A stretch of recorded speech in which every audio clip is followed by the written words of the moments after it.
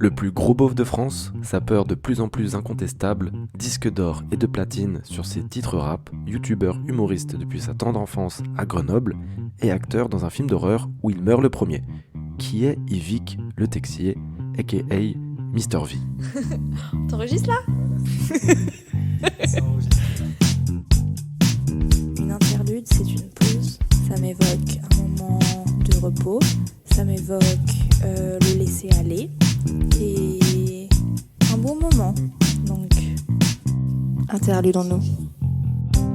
Bonjour à tous et à toutes, moi c'est Benoît, aussi connu sous le nom de l'interludeur, et je vous propose un podcast pas comme les autres. Pendant une petite vingtaine de minutes, on va parler, on va réflexionner ensemble autour d'un projet musical. Aujourd'hui ça va être MVP de Mister V, avec des histoires saugrenues, avec des anecdotes croustillantes et des questions inattendues. Bienvenue à tous et à toutes sur Interludons-nous. Yeah. Check it out. Yo le rap, meuf en string et Ferrari qui dérape. Je viens de la cité, j'ai mis ma casquette sur le côté. Yo, nique la société. Avant de commencer cet épisode, j'ai envie de vous dire merci pour votre participation sur Instagram Interludons-nous, parce que oui, c'est vous qui avez choisi cet épisode en fait, tout simplement, c'est un abonné.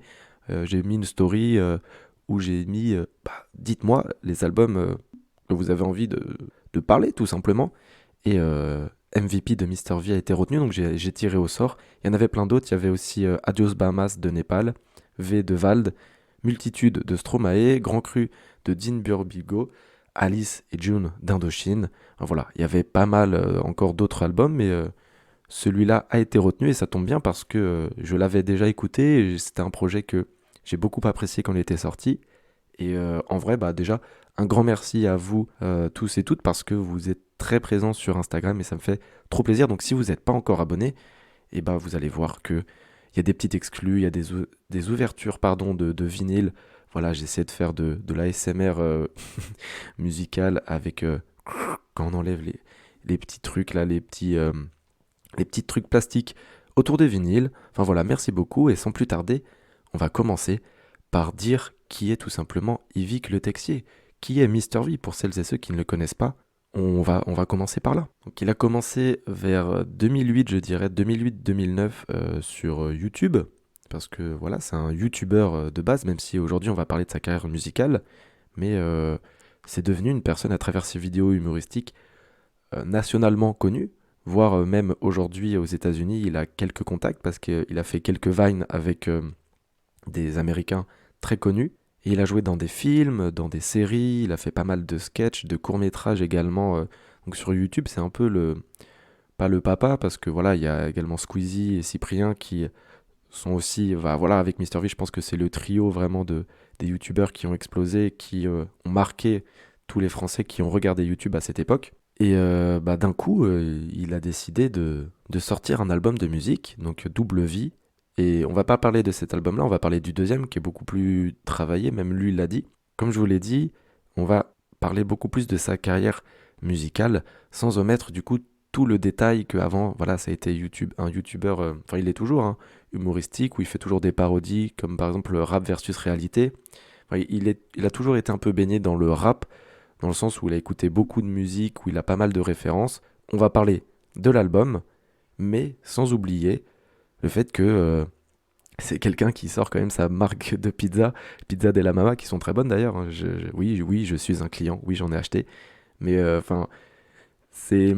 Comment vous expliquer? Faut aborder cet épisode en sachant que on parle d'un rappeur qui vend des pizzas et qui fait des blagues sur Internet. Ça va être très intéressant, j'espère que vous allez kiffer. C'est parti. On parle du coup du deuxième album MVP Most Valuable Player en NBA, mais lui c'est Most Valuable Panda en faisant référence à sa voiture qui est là sur la pochette est totalement un Transformers, alors que dans son premier album elle avait juste des petites ailes. Donc on comprend bien juste par le graphiquement que voilà, il y a un glow-up. Même lui le dit dans son premier son intitulé Clinton, je suis un petit d'internet, mais je fais pas que le million sur internet. Ah ah.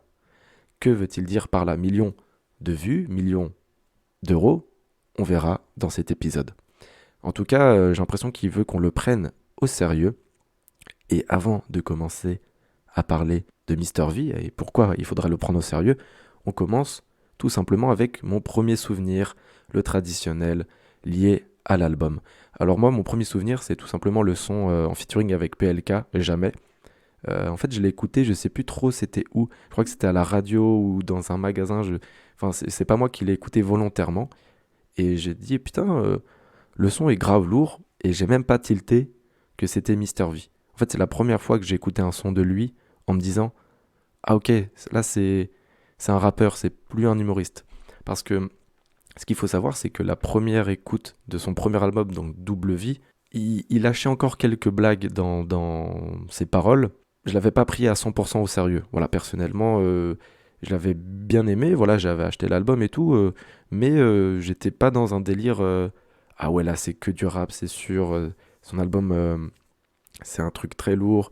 Il va être up dans les charts et tout. Non, non, non. Je me suis dit que même lui, il avait annoncé qu'il y avait quelques blagues, notamment avec son son Top Album. Voilà, je recherchais le nom Top Album où il fait un peu une autodérision de justement cette top de vente qui il pensait pas enfin, l'atteindre. Au final, il l'a atteint parce que il y a eu tout ce débat sur est-ce que c'est parce qu'il y a une communauté de malades sur YouTube de base qui ont acheté son album, par exemple moi, ou c'est parce que ses musiques sont bien et du coup il a été dans les charts, dans les top albums. C'est pas facile, je pense, même pour lui de savoir comprendre réellement sa vraie valeur. Et il le dit dans son deuxième album, je sais pas si je mérite l'attention qu'on m'apporte.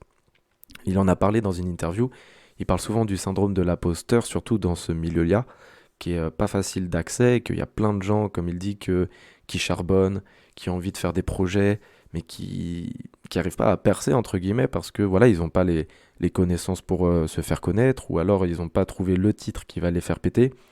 Voilà, Mister V, de par sa notoriété, avait déjà des contacts comme Laylo, comme Nekfeu, même là PLK, même s'ils étaient bien potes bien avant tout ça.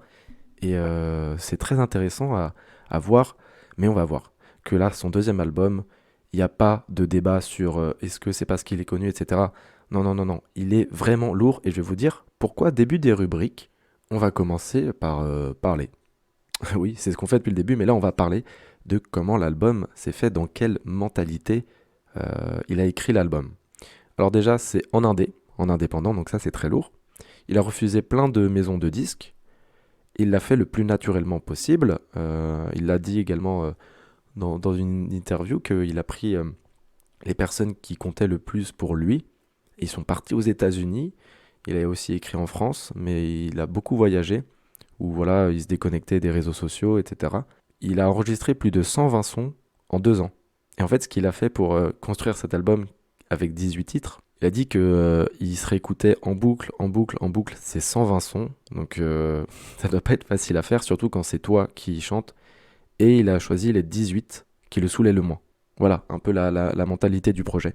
Donc c'est beaucoup de travail, beaucoup de bonnes vibes aussi. Et je pense que ça se voit qu'il a écrit cet album dans une bonne vibes parce que il a fait des belles rencontres aussi, des rencontres incroyables, notamment Will Smith, qui est toujours, je pense, une de ses idoles.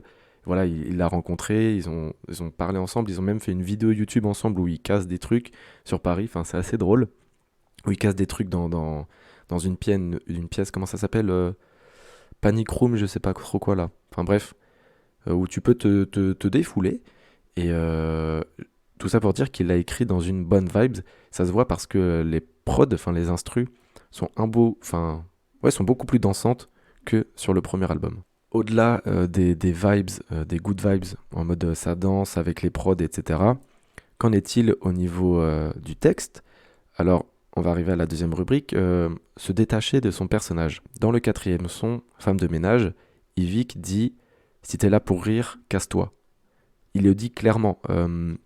C'est un risque à prendre de dire ça dans un de ses sons parce que tu peux être un abonné fidèle de ses vidéos YouTube, le kiffer grave sur son côté humoristique et t'achètes son album parce que tu dis ouais c'est Yvick, let's go on va rigoler, ou je sais pas, j'aime beaucoup ce qu'il fait donc j'achète le CD de manière générale.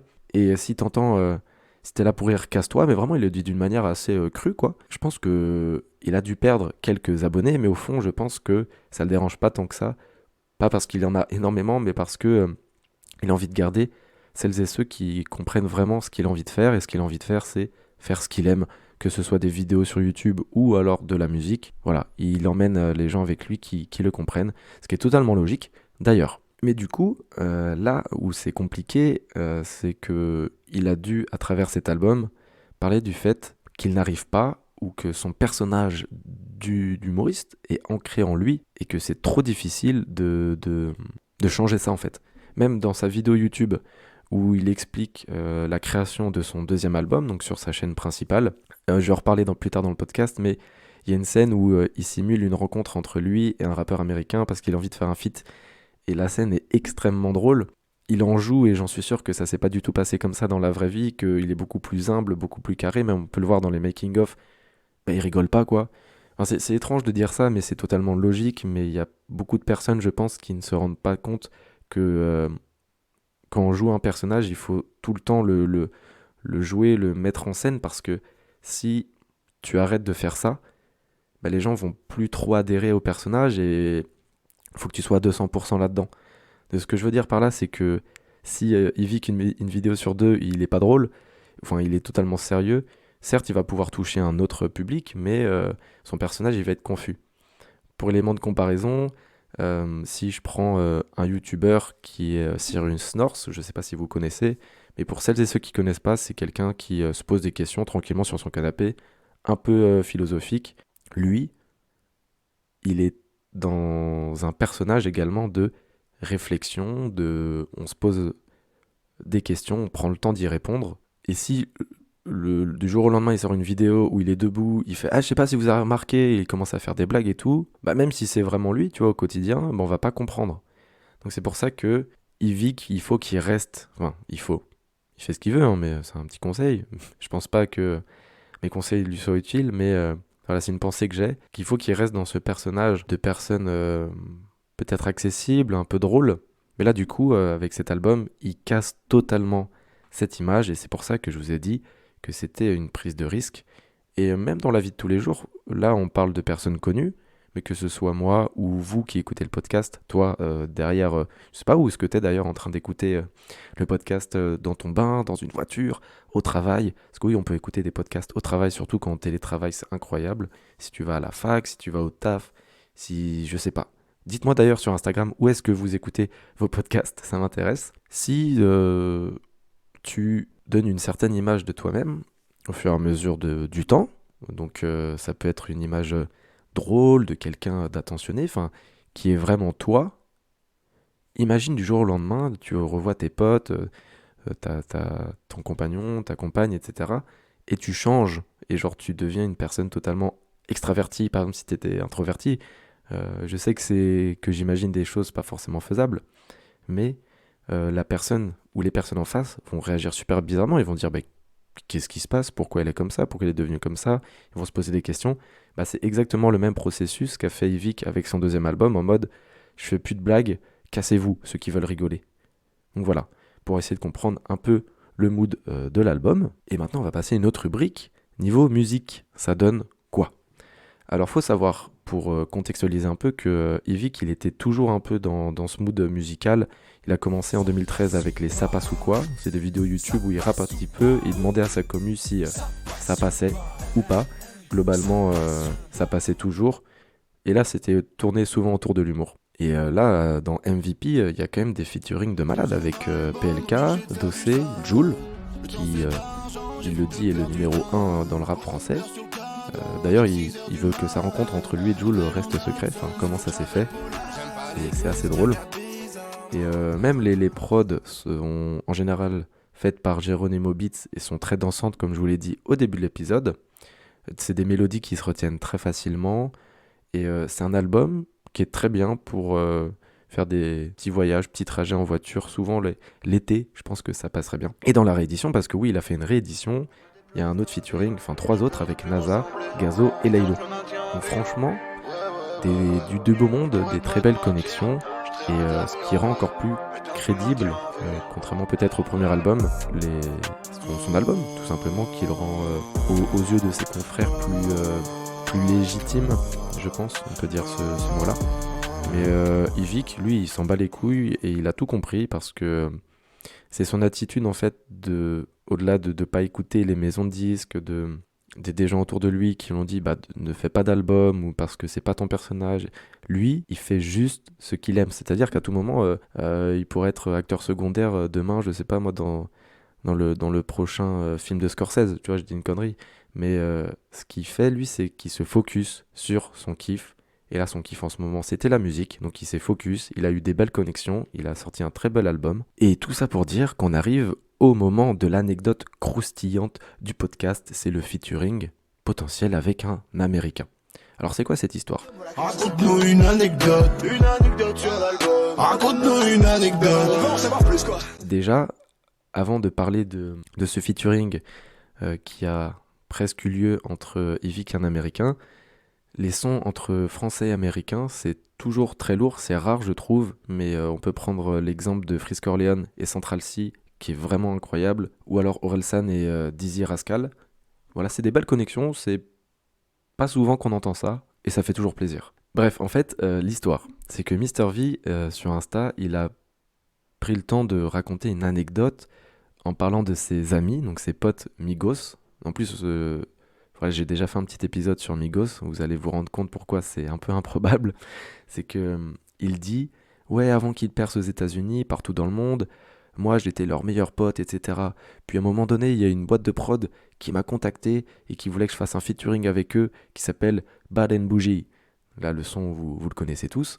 Et en gros, il dit qu'il a déjà record un extrait Bad and Bougie où lui il rappait et que je sais plus, l'un des trois, Offset ou Takeoff, était pas là, du coup il le remplaçait et qu'au final ils lui ont mis à l'envers et que ils ont préféré l'Illusie Verte et que lui il a trop le seum parce qu'il disait que ouais, ma version c'était beaucoup mieux. Et il commence à dire ça, il a fait un montage et tout, franchement sur Insta c'est très très drôle. Et bien évidemment cette anecdote est totalement fausse, mais comme il l'a mis sur Instagram, en fait il le dit pas que c'est faux, juste on voit bien avec sa tête et tout que c'est des anecdotes tellement folles que c'est impossible, surtout avec Migos. Mais voilà, je trouve ça très drôle. Le truc encore plus drôle, c'est qu'il y a une team premier degré. Et cette team, Yvick, qui se moque un peu d'eux parce que ils sont un peu crédules dans le sens où il y a certaines personnes qui croient vraiment à la story que Yvick, il a fait un featuring avec Migos avant qu'il soit connu, qu'au final, ça a été l'Illusie Verte qui a été préférée. Enfin, c'est trop drôle. Après, c'est vrai que ça peut porter à confusion parce qu'à un moment donné, sur sa chaîne YouTube, il dit qu'il a failli faire un feat avec un Américain. Donc ça peut semer le doute, mais bon, je pense que c'est beaucoup trop gros pour que ce soit Migos, ça aurait pu être un autre. Et en plus, quand il était en train d'écrire son album aux États-Unis, il a fait des soirées avec Jay-Z, Tyga, etc. Donc la probabilité est toujours là. Donc voilà, c'était pour l'anecdote. Et pour revenir un petit peu sur les sons, j'aimerais bien qu'on revienne sur 3 sons de l'album. Donc il y a eu un gros glow-up entre son premier et son deuxième album, et un glow-up musicalement parlant, pas au niveau des paroles, mais encore plus présent entre son édition première et sa réédition, parce que c'est un peu plus mélodieux, les prods sont un peu plus clean, et il est plus obligé de passer par des refrains chantés pour qu'on se souvienne de ses musiques, notamment le titre Tempête avec Laylo, qui est un son séparé en 4 temps, où il n'y a pas trop de refrains, mais on retrouve quand même une certaine harmonie. On va revenir sur 3 sons qui pour moi sont les 3 sons piliers de l'album, dans le sens où voilà, un album, vous me connaissez, pour celles et ceux qui commencent à m'écouter de plus en plus, il y a une histoire, il y a une suite logique, et là on va parler du son To Do Bam.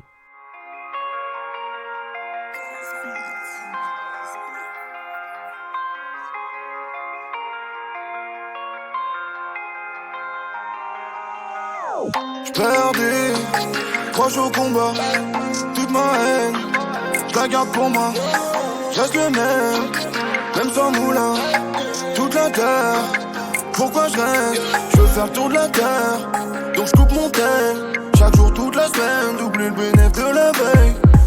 C'est un son très chill à écouter au soleil, voilà, pour se rassurer et dire que dans la vie tout roule, il y a pire toujours que notre situation, faut prendre du recul. Et dans la pochette du CD, donc à l'intérieur, le visuel, en fait, on le voit en train de fumer un petit pilon et il regarde plein de télé devant lui comme s'il travaillait à la NASA.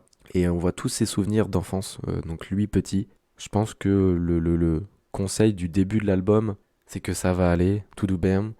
Et petit conseil, si vous avez un peu le cafard, regardez des photos de vous en mode album photo ou des photos sur votre téléphone à l'ancienne que quand vous étiez petit ou quoi, regardez-les avec une bonne nostalgie.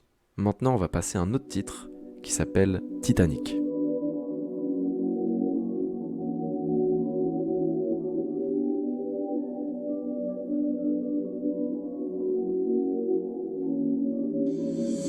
Je pensais pas trouver la bonne, c'était pas prévu dans le projet. Notre photo sur un cadre, du meuble à l'étage pour pas que tu t'affoles. J'en ai soulevé des tas de folles. Fais pas comme si c'était moi le premier. Maintenant je suis sûr de moi, tu continues de croire que je suis un que tard. Dans ton regard, je comprends que t'es pas sereine. Paniquant le téléphone. Donc là, c'est un rare son où Yvick se confie un peu. Je pensais pas trouver la bonne, c'était pas prévu dans le projet. On voit qu'il commence à rentrer dans des sujets un peu plus intimes et du coup, ça coupe totalement avec son passé de je fais des blagues. Moi, je suis juste là pour faire rigoler la galerie. Là, on voit qu'il commence à parler de ses problèmes, il s'ouvre et c'est pas facile à faire. Donc, c'était bien joué à Louis. Et dans ce son, donc, il parle d'une relation bâtie sur une confiance un peu bancale. Voilà, il parle de démons, il parle de DM un peu où ils se font pas trop confiance. Il parle d'être détesté, notamment avec Mon cœur est à la dérive. On voit bien que il est en train de chavirer un peu, d'où le titre Titanic. Et quand son cœur est à la dérive, qu'est-ce qu'on fait ? Je t'oublierai comme soirée d'hier, comme journée d'hiver. Pour l'instant, recompte l'oseille. Magique comme Frank Lucas. Les femmes aiment la douceur. Dans ses yeux, je vois plus de flammes. Elle se rallumera pas toute seule. Fait que les embrouilles au Funtel. On s'arrête là, c'est mieux comme tel. Là, je viens de vous passer un extrait du son Menace qui arrive après, un peu plus tard dans l'album, où il dit « Je t'oublierai comme soirée d'hier, comme journée d'hiver, fuck les embrouilles au Funtel ». En gros, là, c'est un son de rupture, voilà, où il semble serein avec sa décision parce que ses paroles sont accompagnées d'une musique un peu dansante, un peu cool, et c'est un de mes sons préférés au niveau de la prod parce que je trouve qu'elle passe toujours bien. Donc on voit bien que Yvick commence l'album en nous disant « Ok les gars, pas d'embrouille », mais après, bon, il y a toujours cette embrouille de femmes voilà, qui le rattrape. Et il y a un son dont j'ai pas parlé, mais le titre parle de lui-même, Moulin Rouge, et ce titre se trouve entre Titanic et Menace. Voilà, d'où l'importance de l'ordre des chansons dans un album. On peut voir que peut-être il a fait quelques bêtises, le Yvick, mais voilà, il n'est pas allé plus loin dans l'explication. Après s'être retrouvé du coup et avoir kiffé avec ses potes, notamment dans le titre Gang qui arrive plus tard, et avec Pirelli, Jul, où on voit que là c'est des potes où il faut danser, où il faut oublier, etc. Il semble se concentrer sur le principal dans le dernier son de l'album qui s'appelle FaceTime.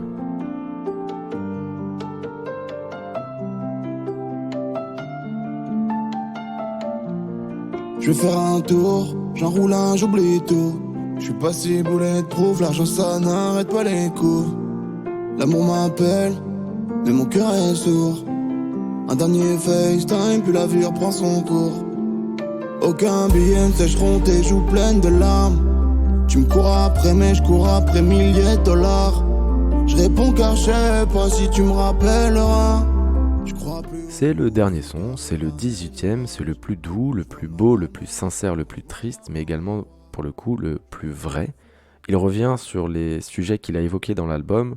Ça va aller, faut pas dramatiser, mais bon, l'argent et les femmes, pour lui, ça le met dans le mal, et notamment les succès de ses vidéos, etc., la fame, il en parle. Il le dit lui-même, hein, l'argent, les femmes, tout ça me tire vers le bas. Il parle du coup dans cet album de sa grand-mère qui FaceTime souvent parce que voilà, il doit pas tout le temps avoir le temps d'aller la voir en vrai. Et pour lui, sa grand-mère semble très importante. Parce que d'ailleurs, tous les nouvel an, il le montre sur Instagram, mais il la passe avec elle. Et ça, je trouve ça trop mignon. Mais voilà, dans ce titre, il lui fait clairement une déclaration d'amour et il dit avoir peur qu'elle ne réponde pas un jour à l'un de ses FaceTime. Et la morale à retirer là-dedans, c'est que malgré le succès, malgré la fast life, les femmes, l'argent, etc. Donc pour lui, comment il le dit, il faut se concentrer sur le principal, sur ce qui nous importe le plus et de ne pas se laisser entraîner par d'autres distractions. Et lui, il a construit une belle histoire dans cet album en fait à travers tout ça. Et c'est pour ça que j'ai hâte qu'il en ressorte un nouveau pour voir si justement il a des nouvelles opinions ou il a des nouvelles histoires à nous raconter. Parce que là, son album, c'était clairement là pour nous dire, écoutez, Je sais que je vous fais rire, mais moi j'ai des projets pro, j'ai des projets perso, je fais ce que je veux parce que je suis le seul acteur de ma vie. Moi je m'en fous du moment que je fais kiffer ma mamie, c'est le plus important. On arrive à la fin du podcast, j'espère que vous avez tous et toutes kiffé. Je vais vous conseiller un petit morceau, c'est le numéro 8, Lidl, tout simplement parce que le titre, c'est Lidl quoi. Et le son est très cool. Pour le prochain épisode, je sais pas si je vous donne un indice ou si je vous dis directement. Ouais, vous savez quoi ? Ça fait longtemps que j'ai pas sorti d'épisode, donc je vais vous dire directement.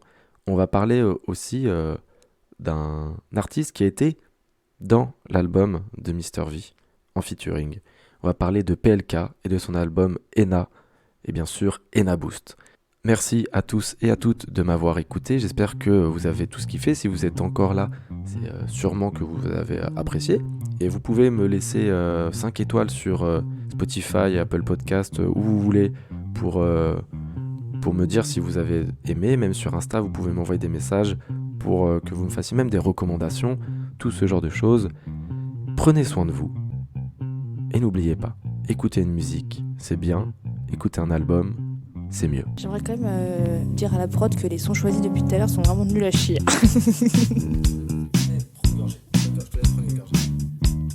La technicienne boit de l'alcool.